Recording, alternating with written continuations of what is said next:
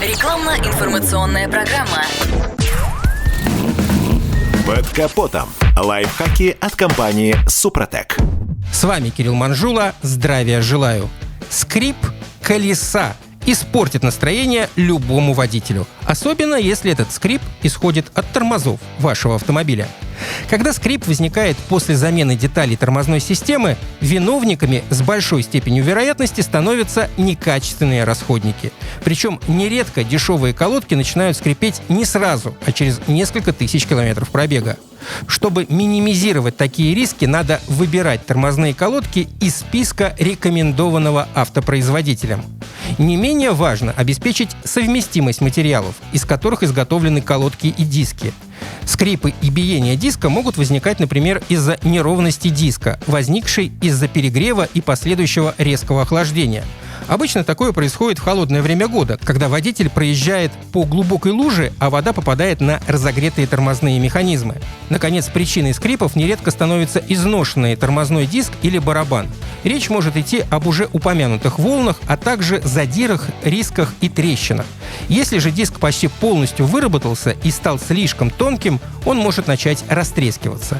Нередко скрип возникает после того, как колодки меняют не в паре с дисками. Новый комплект колодок в таком случае может, по крайней мере, первое время провоцировать скрежет, взаимодействуя с неидеально ровными дисками или барабанами.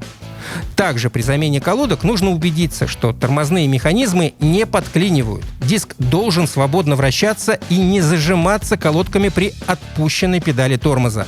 Необходимо следить и за тем, чтобы смазка не попала на рабочую поверхность колодок, и убедиться, что нет течи тормозной жидкости.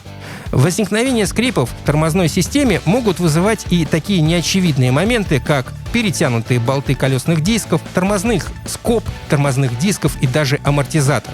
Такой крепеж с запасом в итоге выливается в вибрации, а те, в свою очередь, провоцируют скрип тормозов. Еще одна трудновыявляемая причина – износ подшипников ступицы колеса. А именно, когда подшипник начинает люфтить и разогревать ступицу. Тепло от последней может передаваться на тормозной суппорт, диск и колодки. Отсюда характерный писк, причину которого удается выявить, увы, далеко не сразу. На этом пока все. С вами был Кирилл Манжула. Слушайте рубрику «Под капотом» и программу «Мой автомобиль» в подкастах на нашем сайте и в мобильном приложении «Радио КП», а в эфире с понедельника по четверг в 10 утра. И помните, мы не истина в последней инстанции, но направление указываем верное. Спонсор программы ООО «НПТК Супротек». Под капотом. Лайфхаки от компании «Супротек».